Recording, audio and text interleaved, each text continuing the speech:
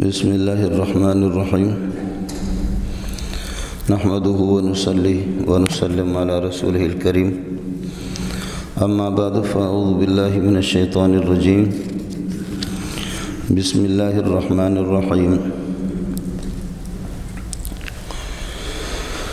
من كان يريد العاجلة عجلنا له فيها ما نشاء لمن نريد ثم جعلنا له جهنم يصلاها مذموما مدحورا ومن أراد الآخرة وسعى لها سعيها وهو مؤمن فأولئك كان سعيهم مشكورا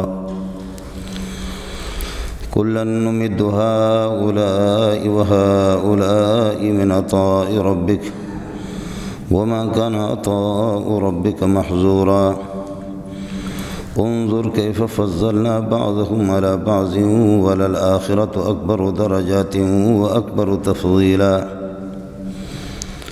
لا تجعل مع الله إلها آخر فتقعد مذموما مخذولا اللهم صل على محمد وعلى آل محمد كما صليت على إبراهيم وعلى آل إبراهيم إنك حميد مجيد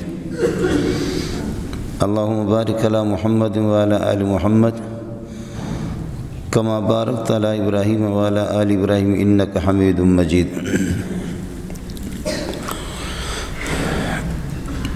دوستو، دنیا کے اندر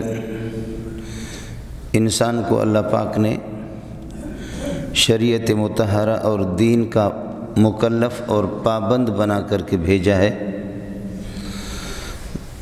عمل اللہ کی ہدایت کے مطابق، حکم کے مطابق، نبی کے طریقے کے مطابق اور شرائط کے مطابق اگر عمل ہوگا، اس پر اللہ کی رضامندی اور اللہ کی خوشنودی، اجر و ثواب بھی مرتب ہوگا۔ اور اگر وہ عمل اللہ کے حکم کے مطابق نہ ہو اور رسول پاک صلی اللہ علیہ وسلم کے طریقے کے مطابق اگر وہ عمل نہ ہو، تو پھر اس عمل پہ اللہ کی رضامندی اور اللہ کی خوشنودی مرتب نہیں ہوگی۔ ایک اعمال کی ظاہری صورت ہے اور ایک اعمال کی اندرونی اور باطنی صورت ہے۔ ظاہری صورت تو یہ ہے کہ میں نماز پڑھ رہا ہوں، وضو میں نے بنایا، نماز پڑھ لی اور رکوع سجدہ کر دیا جس طرح امام صاحب اس کے پیچھے۔ باطنی صورت یہ ہے کہ میری توجہ مکمل اللہ کی طرف، جو نمازیں پڑھ رہا ہوں، نوافل، زکوٰۃ، حج، جو بھی میرے اعمال ہیں وہ خالص اللہ کی رضا اور اللہ کی خوشنودی کے لیے ہوں۔ اگر اس میں یہ ہے کہ غیر اللہ کو دکھلاوے کا شائبہ بھی ہو اور تھوڑی سی آمیزش اس میں اگر شرک کی آ گئی اور ریاکاری اور نام نمود کی آ گئی، تو پھر اس عمل پر اللہ کی رضا اور خوشنودی مرتب نہیں ہوگی۔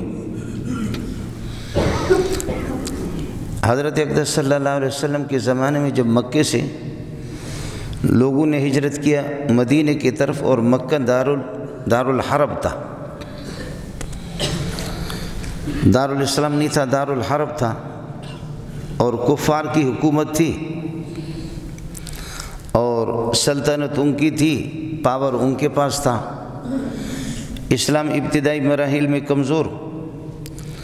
ایسے موقع پر رسول پاک صلی اللہ علیہ وسلم نے فرمایا کہ مکے کے اندر اب رہنا، جب حضرت صلی اللہ علیہ وسلم نے ہجرت کی تو فرمایا کہ اب مکے کے اندر رہنا گناہ کبیرہ ہوگا۔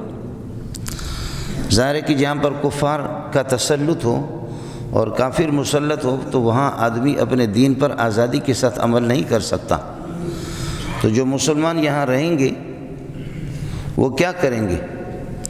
وہ اسلام پر وہ عمل نہیں کر سکیں گے، اس لیے ہجرت کو واجب قرار دیا گیا اور ضروری قرار دیا گیا کہ آپ ہجرت کریں گے۔ لوگ دھڑا دھڑ ہجرت کرتے رہے۔ البتہ یہ کہا کہ ظاہر ہے کہ مکے سے مدینہ تک ایک بہت بڑی مسافت ہے، جو لوگ راستوں سے واقف نہیں ہے اور غریب قسم کے لوگ ہیں، بوڑھے لوگ ہیں، بوڑھی عورتیں ہیں، بچے ہیں، راستوں سے واقف نہیں ہے، ان کے لیے تو گنجائش ہے کہ اللہ تعالیٰ ان کی گرفت نہیں کریں گے، اللہ پاک درگزر فرمائیں گے۔ لیکن جو حضرات یہ کہ ٹھیک ٹھاک ہے اور طاقتور ہے، صحت مند ہے، تندرست ہے، اور وہ پھر بھی ہجرت نہیں کر رہے ہیں، تو ایک واجب ہی کو ترک کر رہے ہیں۔ اور 5ویں پارے میں قرآن نے کہا کہ اگر وہ ہجرت نہیں کریں گے تو اسی حالت میں اگر ان کا انتقال ہوگا تو وہ جہنم میں جائیں گے۔ الا المستضعفین من الرجال والنساء، ہاں کمزور قسم کے مرد اور عورتیں، لا یستطیعون حیلۃ ولا یہتدون سبیلا، کسی قسم کے کوئی راستے کی واقفیت بھی نہیں ہے اور ان کے پاس کوئی گنجائش بھی نہیں ہے ہجرت کرنے کی، تو ان کو تو اللہ درگزر کریں گے، معاف فرمائیں گے۔ ایسے موقع پر جب ہجرت لازم ہو گئی تو حضرت صلی اللہ علیہ وسلم جیسے ہجرت کر کے آئے تو مکے میں ایک جوان تھا، مدینے میں کوئی خاتون تھی، دونوں مسلمان تھے۔ تو مکے کے اس نوجوان نے اس خاتون کو پیغام بھیجا، یہ حدیث رسول آپ کو سنا رہا ہوں کہ میں آپ سے نکاح کرنا چاہ رہا ہوں۔ تو خاتون جو مسلمان تھی اس نے کہا کہ ٹھیک ہے، نکاح کے لیے میں بھی آمادہ ہوں، تیار ہوں، لیکن اس کے لیے شرط یہ ہے کہ آپ ہجرت کر کے آئیں گے۔ سبحان اللہ، اب لوگ دھڑا دھڑ مکے سے ہجرت کر کے مدینے آ رہے ہیں، وہ اللہ کی رضا اور خوشنودی کے لیے، نبی کے سنت کو بجا لانے کے لیے، اللہ کے حکم پر عمل کرتے ہوئے مکے سے، اور یہ دونوں کے میاں، یہ مرد اور عورت کی دونوں کی شرطیں طے پا رہی ہے۔ مرد کہہ رہا کہ نکاح کرو، عورت کہہ رہی ہے نکاح تو کروں گی لیکن آپ مکے کو چھوڑ کر کے ہجرت کر کے مدینہ آئیں گے۔ تو جیسے دوسرے لوگ وہ ہجرت کر کے مکے سے مدینے آتے، اللہ ان سے راضی بھی ہو گیا، اللہ کی خوشنودی بھی ان کو حاصل ہوگی۔ یہ خدا کا بندہ ہجرت تو اسی طرح کر رہا ہے، راستے کی مصیبتیں اور تکلیفیں اسی طرح برداشت کر رہا ہے، لیکن نیت کیا ہے؟ اندر نیت یہ ہے جب مدینہ پہنچ جاؤں گا تو پھر یہ ہے کہ نکاح ہو جائے گا، میری شادی ہو جائے گی۔ تو یہ اللہ کی رضا کے لیے ہجرت نہیں کر رہا ہے، یہ دارالحرب کو چھوڑ کر کے دارالاسلام، یہ اللہ کی رضامندی کے لیے نہیں آ رہا ہے، رسول پاک کی سنت پر عمل کرنے کے لیے نہیں کر رہا ہے، بلکہ اس کی نیت اندر ظاہری صورت وہ بھی ہے کہ وہ بھی مکے سے آ رہا ہے، مدینہ آ رہا ہے۔ حضرت اقدس صلی اللہ علیہ وسلم کو پتہ چل گیا ہجرت تو اس بندے نے کی، لیکن حضرت نے فرمایا اس ہجرت پر اس پر کوئی اجر و ثواب مرتب نہیں ہوگا۔ یہ ہجرت کون سی ہجرت ہے؟ جو عورت کو راضی کرنے کے لیے آپ کر رہے، شادی کرنے کے لیے، انما الاعمال بالنیات وانما لامرئ ما نوى فمن كانت هجرته الى الله ورسوله فهجرته الى الله ورسوله ومن كانت هجرته الى دنيا او امرأة يصيبها فهجرته الى ما هاجر اليه فمن كانت هجرته الى الله ورسوله، اللہ رسول کی رضامندی اور خوشنودی کے لیے جو آدمی ہجرت کرے گا، فہجرته الى الله ورسوله، اللہ رسول کی طرف اس کی ہجرت معتبر ہوگی اور اس پر اجر و ثواب مرتب ہوگا۔ ومن كانت هجرته الى دنیا، جو حصول دنیا کے لیے کوئی آدمی ہجرت کرے گا، اب امرأة يتزوجها، یا کسی خاتون سے نکاح کرنے کے لیے کہ اس سے نکاح کر لے ہجرت کرے گا، فہجرته الى ما هاجر الیہ، جس مقصد کے لیے اس نے ہجرت کی ہے وہی اس کے مقدر میں ہوگا، ثواب اس پر کچھ بھی نہیں ہوگا۔ اب ہجرت تو اس بندے نے کی، مکے سے مدینہ آ تو گئے، لیکن اندر نیتوں کو بار بار قرآن پاک میں یہ ان اللہ علیم بذات الصدور، اللہ تعالیٰ تمہارے دلوں کی حقیقت کو اندر سے تہ سے جانتا ہے، تمہارے دلوں کے بھیدوں کو اور رازوں کو بھی اللہ جانتا ہے۔ اس کی بنیادی وجہ یہی ہے۔ اس لیے میرے نبی نے فرمایا کہ ایک آدمی نماز پڑھتا ہے لیکن یہ کہ دائیں بائیں آگے پیچھے اس کے لوگ ہیں، من صلی یرائی فقد اشرک ومن صام یرائی فقد اشرک، جو آدمی نماز پڑھتا ہے دکھلاوے کے لیے دکھلاوا کرتا فقد اشرک، وہ شرک کر رہا ہے، یہ شرک یسیر ہے، یہ شرک اصغر ہے۔ ومن صام یرائی، روزہ رکھتا ہے فقد اشرک، وہ بھی شرک کا ارتکاب کر رہا ہے۔ اور اللہ فرماتے ہیں انا اغنی الشرکاء عن الشرک من عمل للہ واشرک فیہ غیرہ، من عمل لی واشرک غیری، جس نے یہ ہے کہ کام تو میری عمل میرے لیے کر رہا ہے لیکن اس کو دوسرے کو پارٹنر بناتا، میرا شریک کرتا ہے، تو فرماتے کہ اللہ کو کوئی ضرورت نہیں ہے اس کی اس عمل کو قبول کرنے کے، فانا بریء منہ، میں اللہ اس سے بیزار ہوں۔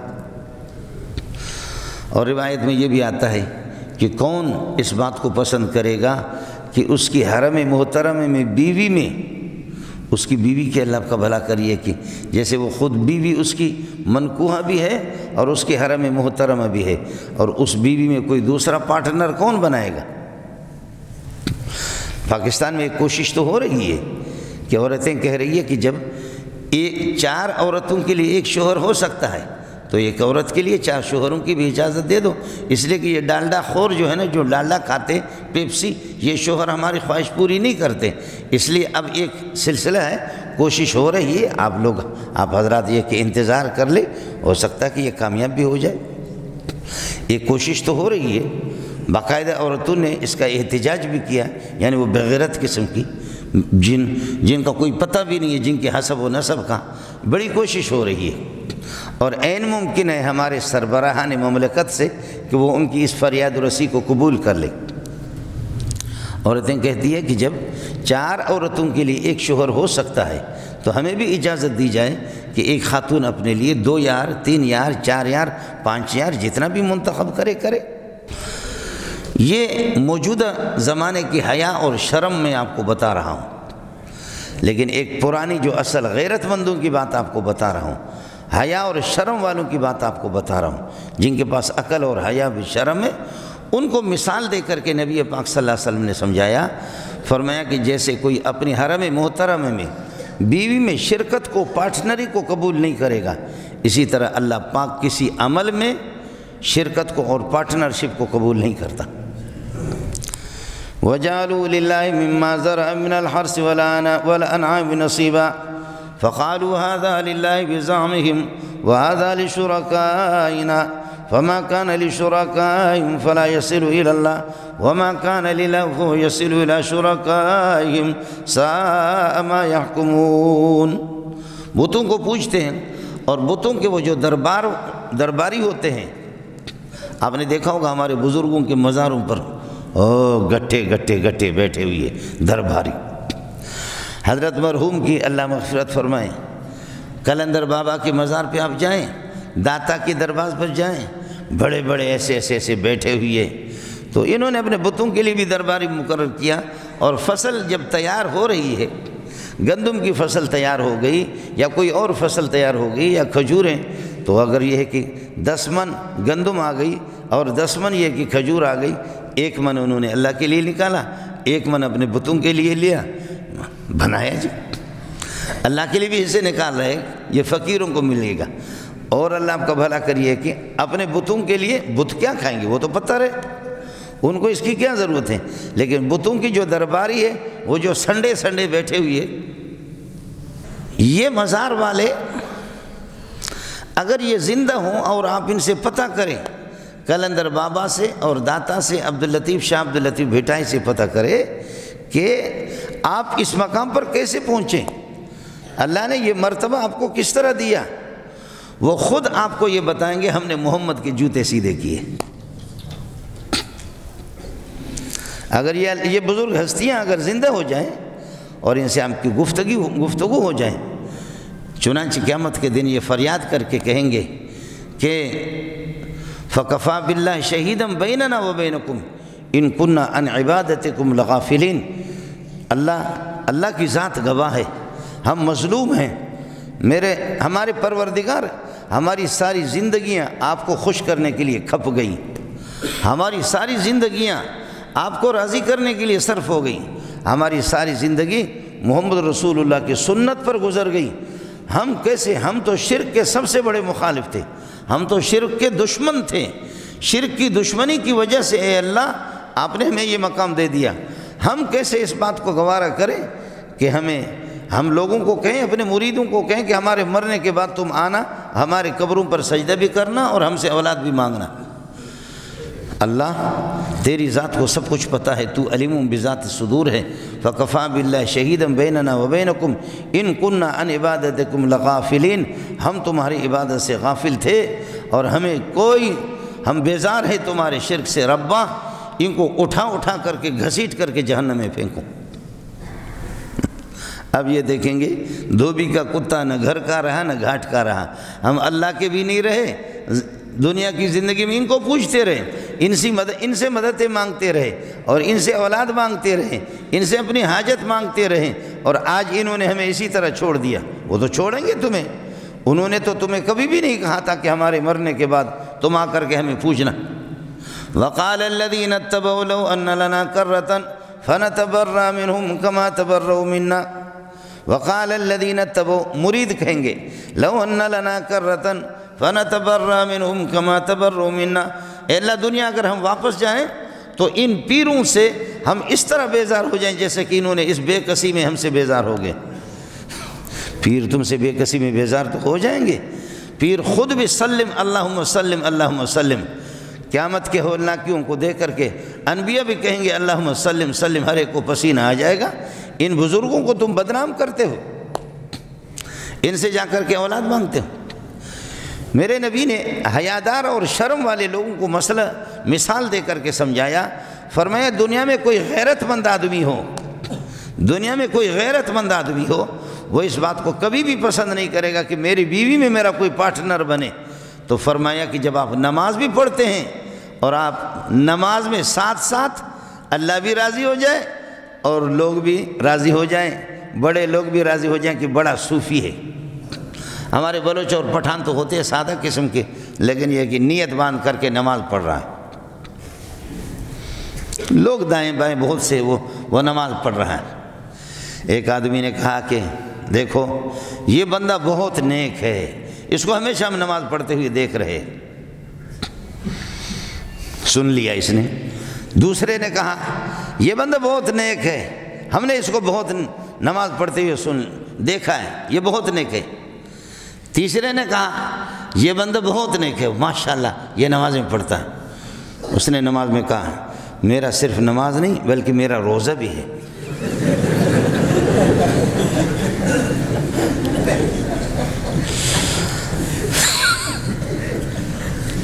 صرف روزہ نہیں ہے میرا، صرف نماز نہیں بلکہ کیا ہے، میرا روزہ بھی ہے۔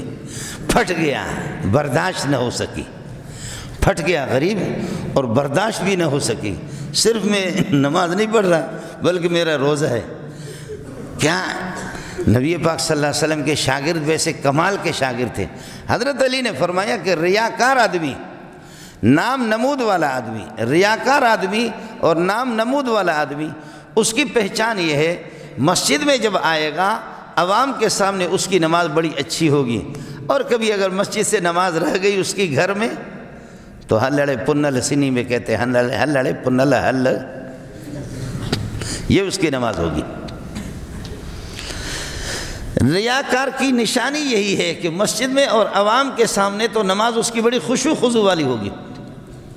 ہمارے بعض پیر صاحبان جو نماز لوگوں کو سکھاتے اور خانقاہوں میں ہوتے ہیں تو ان کو دیکھا، تو میں ساتھیوں سے مذاق کر کے کہتا ہوں کہ یہ ایسی نماز آدمیوں کو سکھاتے، ایسی نماز تو صحابہ نے بھی نہیں پڑھی۔ ماشاءاللہ وہ پیر صاحب کا حال۔ فرمایا کہ جب لوگوں کے سامنے ہو تو خشوع خضوع والی نماز، اور جب تنہا ہو اور اکیلا ہو تو پھر یہ ایک بات یہ۔ دوسری نشانی فرمایا کہ لوگوں کے سامنے ہو تو پھر تو یہ ہے کہ نماز پڑھے گا صحیح چستی کے ساتھ، اور جب تنہا ہو اور لوگ نہ ہوں اور مرید نہ ہوں، لوگ نہ ہوں اور مرید نہ ہوں تو پھر ڈھیلا ڈھالا منافق کی طرح وَإِذَا قَامُوا إِلَى الصَّلَاةِ قَامُوا كُسَالَىٰ، جب نماز کے لیے کھڑے ہو جاتے تو ڈھیلے ڈھالے۔ نماز ان کے لیے عذاب ہے، نماز ان کے لیے وبال ہے، نماز ان کے لیے ایک بوجھ ہے۔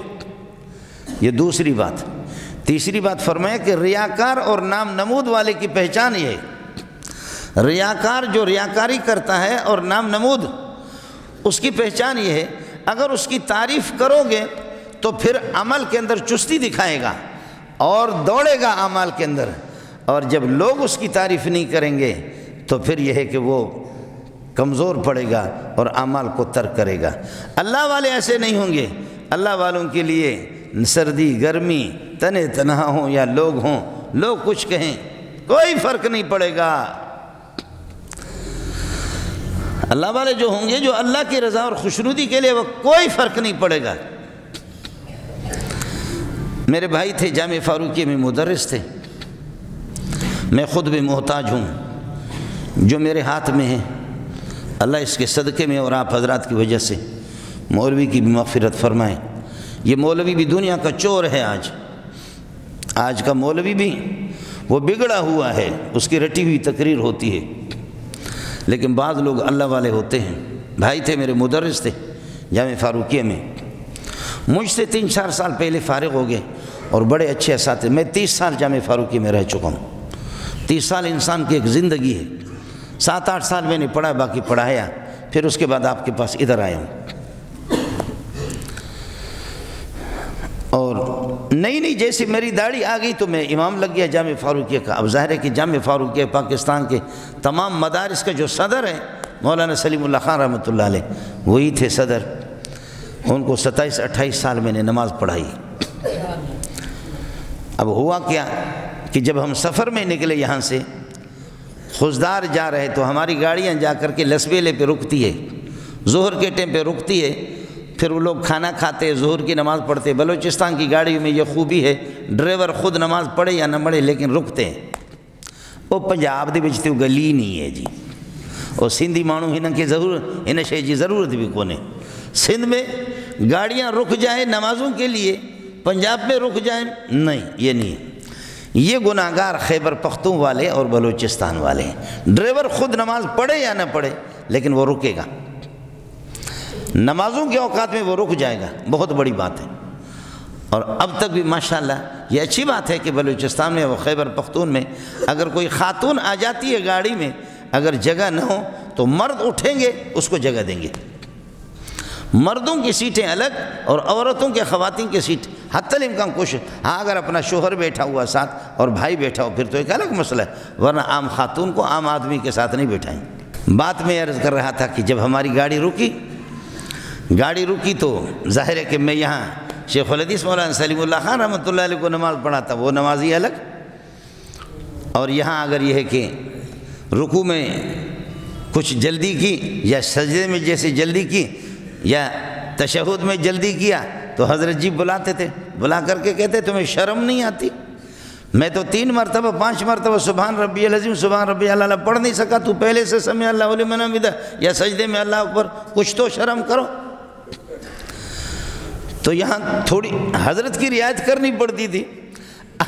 اب سفر میں ہم لوگ تھکے ہوئے تھے، اور سفر میں ویسے بھی اللہ پاک نے 4 رکعت والی نماز کو 2 کر دیا، کچھ اللہ کی طرف سے گفٹ ہے۔ میں نے کہا کچھ اللہ کی طرف سے گفٹ ہے، کچھ ہم گریبی میں بھی اٹھائیں، کچھ تو گفٹ اللہ کی طرف سے، کچھ ہم لوگ گریبی میں بھی کچھ فائدہ حاصل کریں یا نہ کریں۔ تو وہ گریبی میں یہ کر دیا کہ میں نے جلدی وضو بنایا، اور جا کر کے وضو بنا کر کے پھر میں نے نماز جلدی پڑھی۔ بھائی جان نے وضو بنایا، وہ تسلی کے ساتھ اپنے 2 رکعتیں پڑھ لی۔ میں نے آ کر کے ہوٹل سے ٹوکن لے لیا، ٹوکن لے کر کے کھانا منگایا، وہ آ کر کے میرے ساتھ بیٹھ گئے، اور بیٹھ کر کے میں اس سے بہت پہلے فارغ ہو گیا تھا، جا کر کے میں نے ٹوکن بھی لے لیا، پھر کھانا بھی آ گیا، اسی دوران وہ آ گیا۔ گاڑیاں ہماری ایسی جلدی نہیں جاتی، وہ رک جاتی ہے تسلی کے ساتھ۔ تو جب بھائی آ گئے تو مجھے کہنے لگے کہ مولانا منظور صاحب، منظور تو نہیں کہتا تھا، کہتے حافظ صاحب، تو حافظ صاحب مولوی ہمیں نہیں کہتے، تو گھر والے ہمیں کہتے ہیں، گھر میں والدہ میری اور اپنے رشتہ دار سارے حافظ صاحب۔ تو کہنے لگے حافظ صاحب، میں نے کہا جی، کہا کہ آج خوشی مناؤ کہ تمہارا خالق تمہارے ساتھ نہیں ہے۔ میں نے کہا مجھے سمجھ میں نہیں آیا۔ کہا کہ آج خوشی مناؤ، تمہارا رب تمہارے ساتھ نہیں ہے، تمہارا خالق اور تمہارا معبود تمہارے ساتھ نہیں ہے۔ میں نے کہا بھائی جان مجھے سمجھ میں نہیں آیا۔ فرمایا کہ بے غیرت سمجھ میں آ تو گیا، لیکن تو پھر بھی تجاہل عارفانہ اختیار کرتا ہے اور کہتا ہے مجھے سمجھ میں نہیں آیا۔ مجھے یہ بتا، جو جامع فاروقی میں جو تو نماز پڑھتا ہے پڑھاتا ہے وہ، اور یہ نماز جو آج آپ نے پڑھی، ان دونوں نمازوں میں سے کون سی نماز اللہ کی ہے؟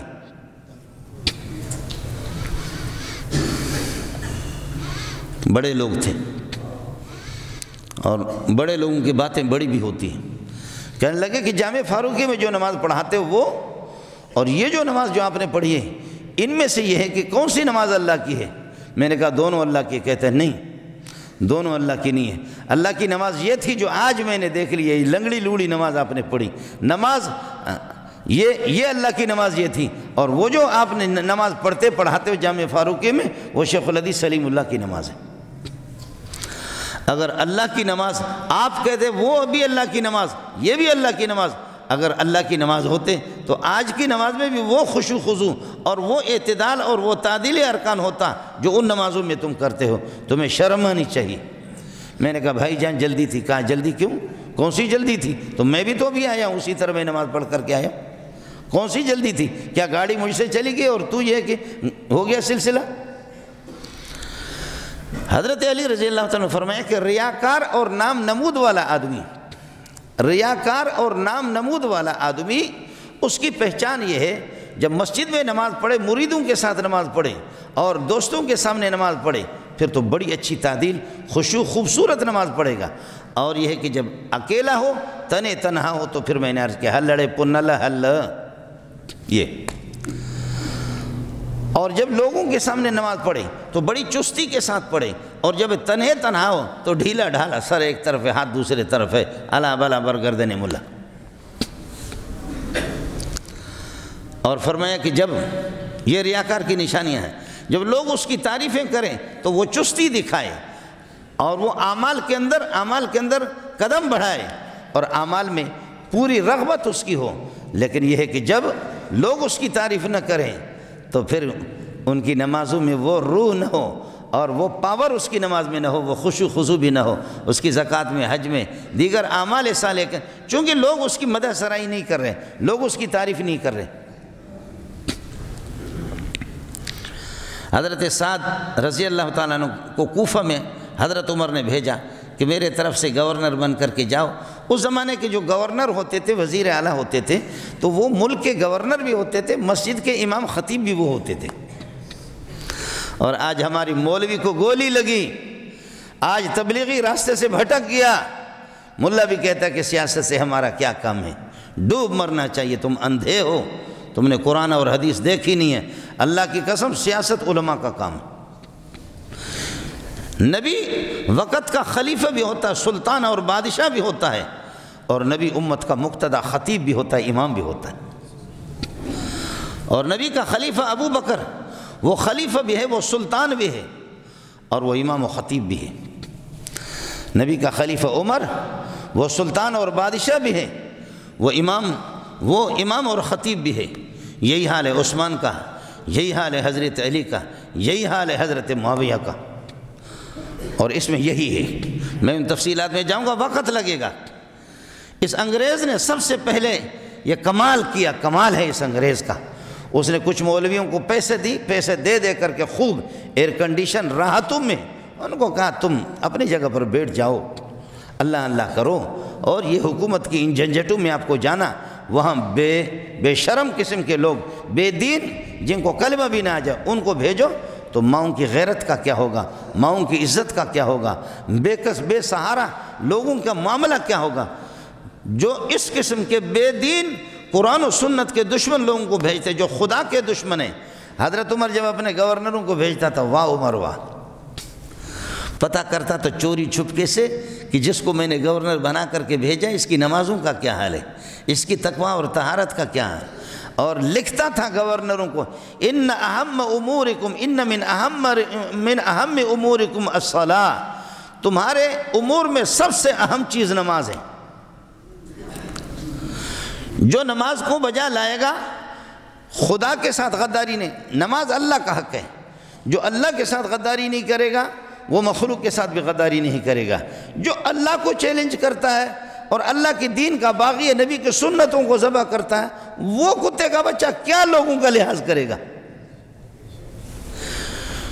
جو پہاڑوں سے ٹکر لیتا ہے تو انسانوں سے ٹکر لینا اس کے لیے کون سا مشکل ہے. جو دیواروں کے ساتھ سر ٹکراتا ہے، انسانوں کے ساتھ سر ٹکرانا کون سا مشکل ہے. جو چٹانوں کو سر سے مارتا ہے وہ کیا ہے. اللہ سے بڑا پہاڑ کوئی بھی نہیں ہے. پہاڑ کیا اس کے سامنے، اللہ اکبر، اس کی ذات بڑی ہے. جو خدا کو چیلنج کرتا ہے، اللہ کی دین، اس کے احکام کو ذبح کرتا ہے، نبی کی سنتوں کو قدموں کے تلے روند ڈالتا ہے، نماز روزہ زکوٰۃ حج کچھ بھی نہیں ہے اس ظالم کے سامنے، وہ کیا عوام کی پاسداری کرے گا، عوام کی حقوق کی پاسداری کیا کرے گا. وہ ماؤں کی غیرت کیا سمجھے گا، بہنوں کی عزت کو کیا سمجھے گا، وہ بے کس بے سہارا خواتین کو کیا سمجھے گا. ایک عجیب حضرت اقدس لکھتا تھا کہ تم میں سب سے تمہارے اہم نمازوں کا اہتمام کرو. فرمایا فمن اقامہ اقام الدین، جو نمازوں کی پابندی کرے گا، اللہ کی حقوق کی پابندی کرے گا تو دین پر قائم رہے گا، خلق خدا بھی اس سے استفادہ کرے گی۔ ومن ضیعہا فہو لما سواہا اضیع، جو نماز کو ضائع کر دے گا تو باقی چیزوں کو بطریقہ اولا ہی ضائع کرے گا۔ حضرت سعد بن ابی وقاص کو کوفہ بھیجا، سعد بن ابی وقاص کو کوفہ بھیجا، جاؤ۔ حضرت سعد گئے، حضرت سعد نماز وہی پڑھا رہے، ظہر میں بھی وہی نماز، عصر میں بھی وہی، مغرب میں، عشاء میں وہ نماز، ایک ایک نماز میں ہو بہو محمد رسول اللہ کی نقل اتار رہا۔ اب ظاہر ہے کہ صبح کی نماز میں آپ جب سورہ حجرات پڑھیں گے 2 رکعتوں کے اندر، جو 3 صفحہ کی صورت ہے، 3 صفحہ، ہمارا اگر امام صاحب 1 صفحہ 1.5 صفحہ صبح کو پڑھے، پھر اس کو دیکھ لینا، متولی مسجد کا صدر اور انتظامیہ کہتے ہیں تنخواہ ہماری کھاتے ہو، وہ متولی کے دانت بھی گرے، تنخواہ بھی ہماری کھاتے ہو، اور پھر یہ کہ ہمیں اس طرح تھکا کر کے رکھتے ہو۔ یعنی نماز میری مرضی کے مطابق ہوگی، جب میں تنخواہ دے رہا ہوں تو میں ہی آپ کو بتا دوں گا کہ 4 منٹ کی نماز ہونی چاہیے، 6 منٹ کو ہونی چاہیے۔ آپ کو حق نہیں پہنچے گا کہ آپ کے نبی نے بتایا کہ مفصلات پڑھیں آپ فجر میں اور اس طریقہ پر، یہ کہ باقی نمازوں میں مرضی صدر صاحب کی چلے گی۔ چونکہ میں نے امامت کی ہے اور امامت میں میری زندگی گزر گئی تو میں نے دیکھا ہے بہت، یہ جو اللہ آپ کا بھلا کرے، لو جو مقتدی ہوتے ہیں امام کو، کاش کہ اگر امام کو بیوی کا درجہ دیتے تب بھی بڑی بات تھی۔ وہ وڈیرا اس ہاتھ پہ بھی بریانی رکھ کر کے کھلا رہا تھا کتے کو، اور اس ہاتھ پر بھی خود نشے میں دھت تھا، اتنی بڑی مونچھیں سائیکل کے ہینڈل کی طرح، اور آنکھیں اس کی بند ہے، کتے بریانی کھا رہے ہیں ان کے ہاتھ پہ۔ ایک آدمی 6-7 دن کا بھوکا تھا، شریف سا انسان یہاں سے گزرا، انسان کمزور ہے، کہنے لگے کہ پروردگار اس انسان بننے سے بہتر تھا کہ کتا مجھے بناتے کہ کم از کم میں تو بریانی تو کھاتا۔ یہ ہم نے اپنے بھائیوں کو مجبور ہم نے کیا کہ دنیا کے بے غیرت ہیں کہ کتوں کو اپنے سینے سے لگایا، اور بھائی میرا مجبور ہو کر کے وہ کہہ رہا ہے، یہ تو مجھے شرم آنی چاہیے، میں وڈیرا ہوں، میں دنیا کا غدار ہوں، بے غیرت قسم کا انسان ہوں، اور کیا ہے، وڈیرا کہاں ہوں؟ یہ تو چوٹ ہے میرے لیے کہ اس بندے نے کہا میں خدا کو کیا منہ دیکھوں، ان کتوں کو لے کر کے جاؤں گا۔ اور وہ میرا مسلمان بھائی کہتا ہے کہ اللہ 6-7 دن سے بھوکا ہوں، اور اس سے بہتر تھا کہ وڈیرا کا کتا تو بن جاتا، کم از کم یہ ہے کہ بریانی تو مجھے مل جاتی۔ ہمیں خود سوچنا چاہیے کہ اپنی خرافات پر اور اپنی خواہشات پر، اپنی عیاشیوں پر ہم کتنا خرچ کرتے ہیں۔ میں عرض کر رہا تھا کہ جو اللہ والے لوگ ہوتے وہ خالص اللہ کی رضا خوشنودی کے لیے عمل کرتے۔ حضرت سعد بن ابی وقاص نماز پڑھاتے اس کے بعد کچھ لوگوں نے شکایت کی حضرت عمر کو، اس کی نماز صحیح نہیں ہے۔ حضرت عمر کو بھی تعجب ہو گیا، سعد بن ابی وقاص کی نماز کیسے صحیح نہیں ہے؟ حضرت عمر نے یہاں سے بندے بھیجا انکوائری کے لیے، جاؤ انکوائری کرو اور تفتیش کرو۔ ایک مسجد میں جا کر کے چوری چھپکے سے پوچھا، تمہارے جو ہم نے گورنر بنا کر کے بھیجا ہے سعد کو، اس کے کیا حال ہے، کس قسم کا بندہ ہے، کیسے دیندار ہے، کتنا دیانت دار ہے؟ لوگوں نے بتایا کیا کہنا سعد کا، سعد تو محمد کا نمونہ ہے۔ دوسری مسجد میں سی آئی ڈی والے گئے، دوسری مسجد میں پوچھا سعد کس قسم کا ہے؟ لوگوں نے بتایا سعد کا کیا کہنا، سعد کا کیا کہنا، سعد تو وہ نمازیں پڑھاتے جو محمد بھی یاد آ جاتا۔ تیسری مسجد میں گئے، چوتھی مسجد میں گئے، جہاں جہاں جو انسان کے بچے تھے وہ سب نے کہا کہ کیا کہنا سعد کا، کیا کہنا سعد کا، کیا کہنا سعد کا۔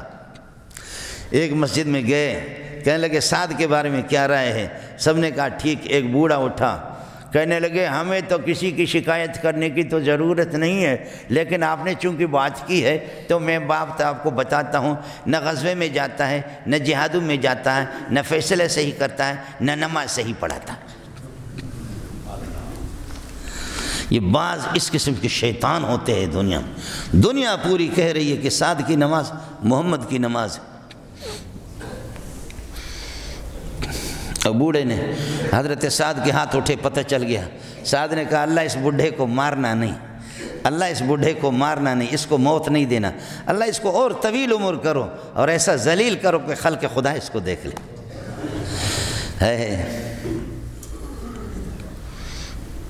اللہ میں اس کی تباہی نہیں، میں اس کی ذلت کو دیکھنا چاہ رہا ہوں۔ اللہ اور تو جانتا ہے علم بذات صدور تو کہ میں کوئی ریاکار نہیں ہوں، میں محمد کا شاگرد ہوں صلی اللہ علیہ وسلم، میں محمد کا شاگرد ہوں، میں کوئی ریاکار نہیں ہوں۔ باقی پوری دنیا جو اللہ والے لوگ ہیں وہ سمجھتے ہیں کہ میں محمد والی نماز پڑھا رہا ہوں، اور یہ بڈھا یہ میرے خلاف اس طریقہ پر اے اللہ اللہم عرضہ للفتن، خدا فتنوں کا نشانہ اس کو بنا دے۔ اللہ نے فتنے کا نشانہ عبد الملک ابن مروان جو کہ گورنر گزرا ہے، کہتے ہیں اللہ کی قسم ہم نے خود اس بڈھے کو دیکھا، یہ آنکھوں کی بھویں، یہ پلکیں، یہ اوپر والے بال آنکھوں کے اوپر گرے ہوئے تھے، آنکھوں سے بالکل یہ کہ نابینا بھی ہو گیا تھا، پوری بینائی بھی نہیں تھی، لیکن سامنے سے چھوکرے گزرتے تھے یا لڑکیاں گزرتی تھی تو کہتا تھا دل تراشا۔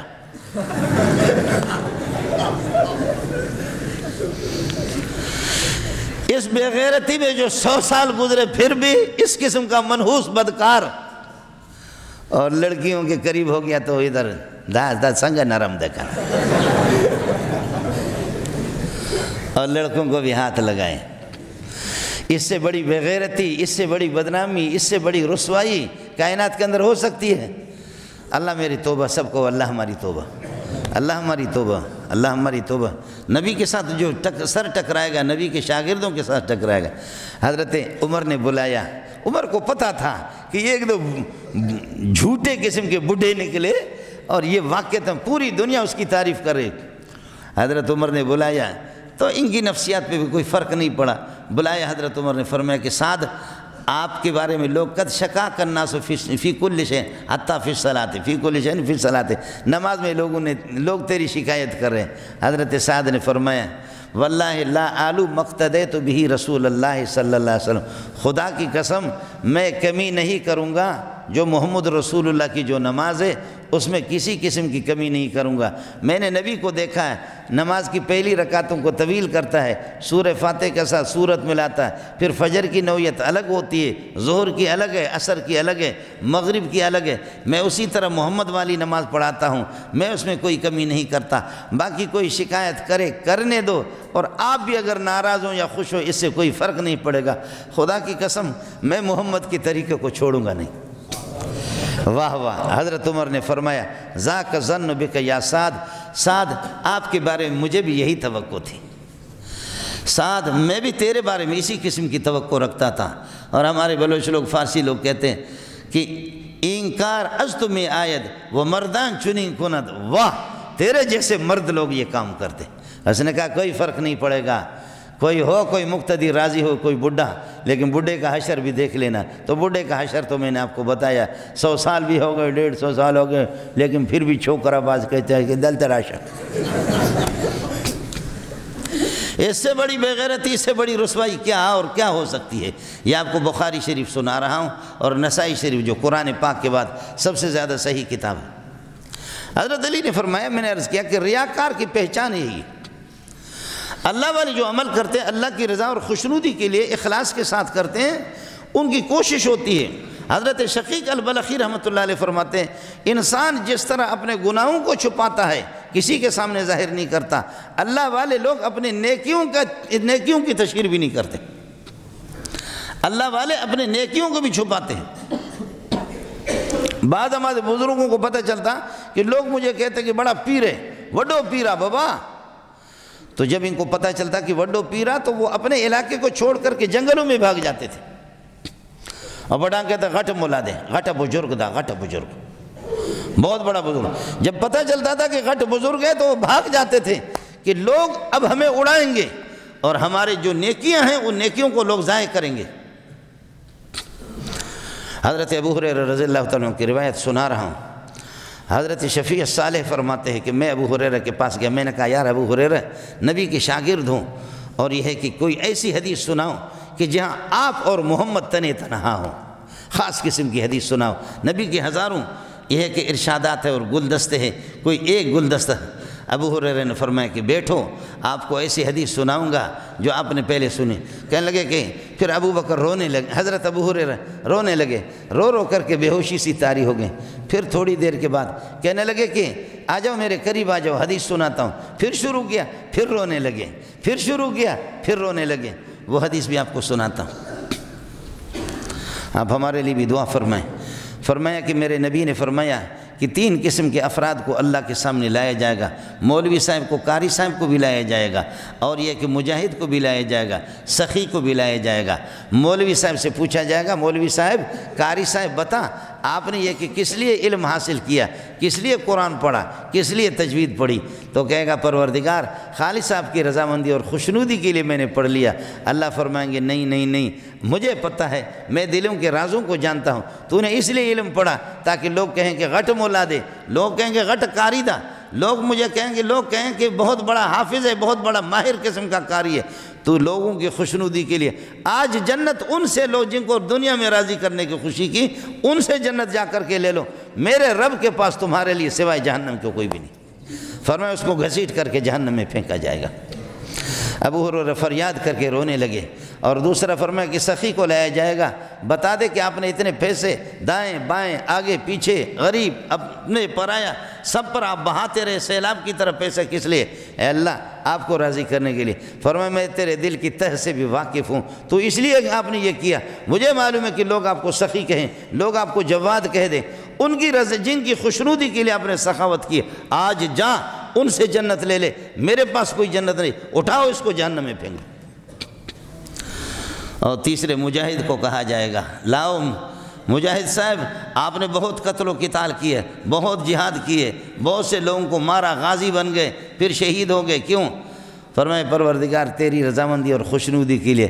فرمایا جھوٹ بولتا ہے، تو اس لیے لڑتا تھا کہ تاکہ لوگ کہیں کہ بہت بڑا بہادر ہے، بہت بڑا جنگجو ہے، بہت بڑا شجاع ہے، ان کی رضامندی کے لیے۔ میرے پاس تیرے کچھ بھی نہیں۔